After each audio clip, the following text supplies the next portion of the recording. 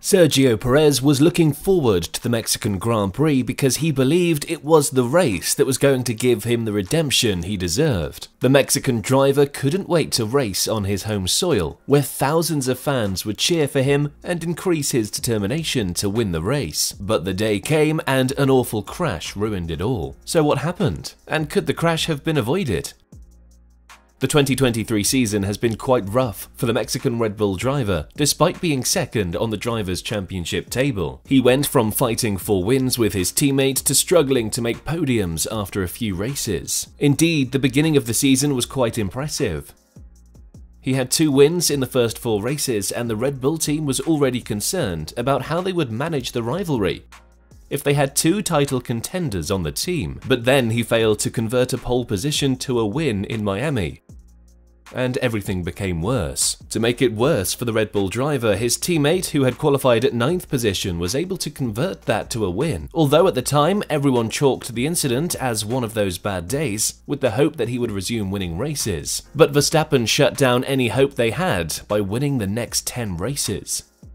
Being teammates with the incredible Verstappen, it wouldn't have been a problem if he couldn't win more races but finished closely behind the Dutch driver. But his performance became so unimpressive that Red Bull's chief advisor, Helmut Marko, couldn't hide his rage. The team couldn't believe that the likes of Aston Martin, McLaren, Mercedes and Ferrari could outperform their car based on the fact that it was the fastest on the grid, and the pressure of falling behind kept mounting on Perez, making it harder for him to do better. In fact, things got worse for the Mexican driver when rumors about him being replaced by Ricciardo began going around.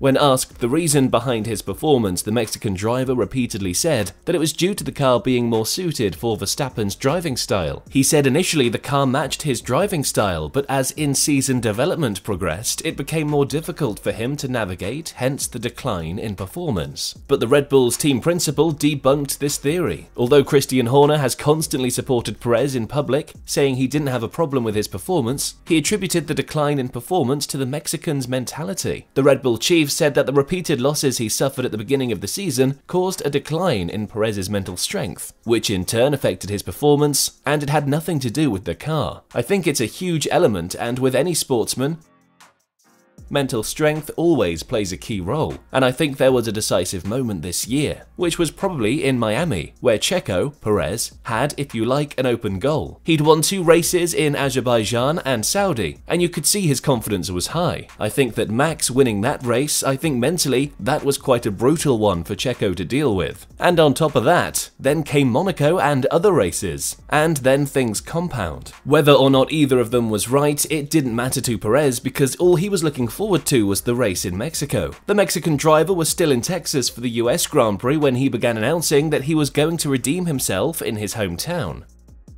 His performance in the US Grand Prix was not all that impressive, and he was set to lose his 2nd position on the Drivers' Championship table to the Mexican driver Lewis Hamilton. But as luck would have it, the British driver got disqualified, and Perez was able to stay 39 points ahead by going up a place. After the race, he had explained what went wrong, like he had done for a major part of the season. But he rounded it off with, "But I'm still very optimistic for Mexico. We know what direction we need to take, so hopefully we get to show that." Unfortunately, he didn't get to show anyone anything. The whole of Mexico was in high spirits during the Grand Prix week. Pictures of Sergio adorned several parts of the city, and it was for a good reason. Sergio had more career wins than any other Mexican driver, and they believed he was coming to win another race on his home soil. McDonald's sold a special Checo menu to commemorate the celebration, but D-Day came and everything went wrong. The race attracted a crowd of 400,639, a record number according to Formula One.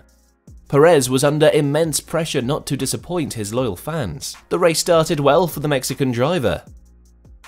He had escaped the chaos that erupted from the start of the race to the first turn, and was even the second, right behind the Ferrari driver Charles Leclerc. But because he wanted to take up the lead as soon as possible, he made a mistake that cost him his race. Sergio had seen an opening close to Leclerc as he was about to enter turn 1, and decided this was his opportunity to get ahead. The idea was that he would follow the outside line and try to hang on through the first corner. If he was successful, it would mean he would have the inside for the next corner and enough room to stay ahead of his rival. but it didn't go as planned. The Mexican driver had followed the plan, but he didn't account for the fact that the other drivers had plans of their own. Verstappen took the inside line of the turn, and Sergio took the outside of the line, so Leclerc found himself in the middle with nowhere to go.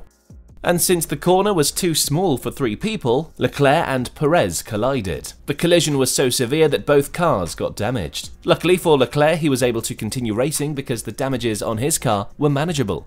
But Sergio had damaged his side pods. The Red Bull driver had run back to the pit lanes, with the hopes of getting it repaired, but nothing could be done. And that was the end of his attempt to gain the hometown win he so desired.